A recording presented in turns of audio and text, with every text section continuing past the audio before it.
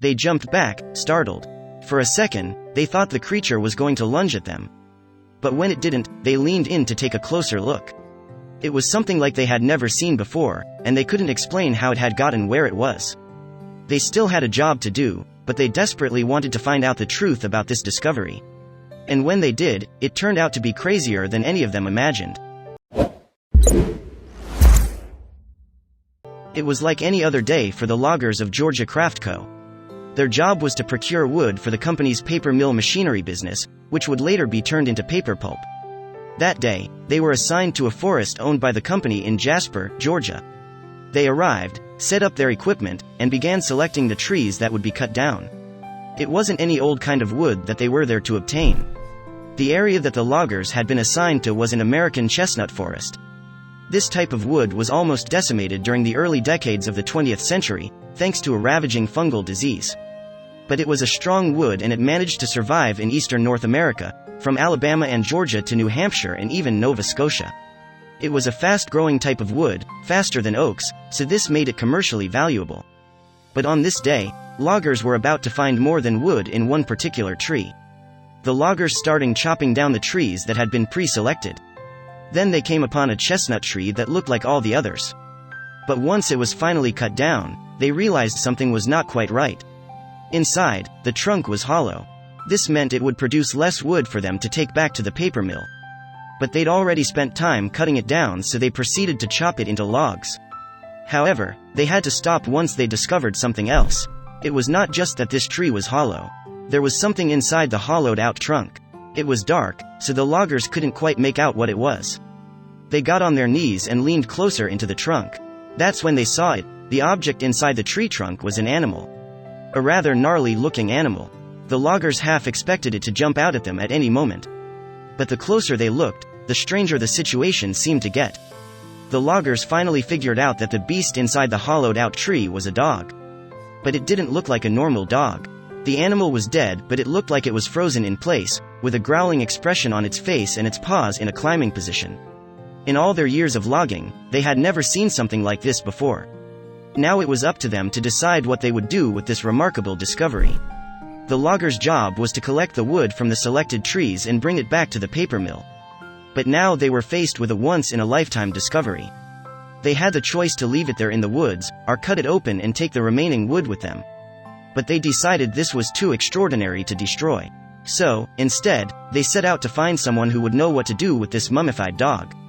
Not long after, the loggers caught wind of a new museum that was set to open in Waycross, Georgia.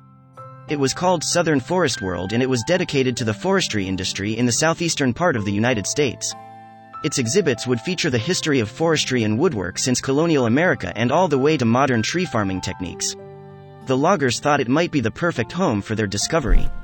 The loggers donated the hollowed-out chestnut tree with the mummified dog inside to Southern Forest World. Months later, the museum officially opened and the dog became quite a popular attraction. But many people thought it had been man-made. After all, most people know mummification as the process the ancient Egyptians used to preserve dead bodies. It can't occur naturally, can it? Southern Forest World called upon experts in biology and anthropology to explain how this dog inside a hollow tree had ended up so well preserved. Biological anthropologist Christina Kilgrove, from the University of Florida, came to the museum to inspect the remains of the dog. That's when she was able to shed light on the process that had resulted in this animal looking frozen in time.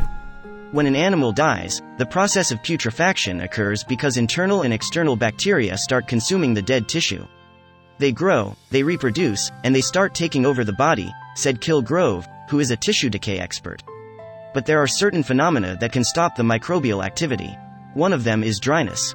And it just so happens that American chestnut trees contain a chemical called tannin, which acts as a desiccant, and it's what prevented the dog's putrefaction. That said, how come the carcass wasn't eaten by other scavengers? There are several scavenging species in the Georgia forests, including vultures, raccoons, and coyotes. Any of these could have found the dead carcass and made a meal of it. Except for the fact that they never knew it was there. Bertha Sue Dixon, director of Southern Forest World, explained that the hollowed-out tree trunk had an accidental chimney effect. The air blew upward and dissipated, never carrying the smell of dead flesh to potential scavengers. Anything that would eat dead flesh would never know he was in the tree, she said. After this explanation, one mystery remains. After experts examined the dog, they determined he was likely a 4-year-old hound who had died about 20 years before the loggers discovered him. They speculate that he was chasing a raccoon or a squirrel that climbed up inside the hollow tree. He followed the creature inside and managed to climb up 28 feet before getting stuck. Unable to get back out, it died of starvation.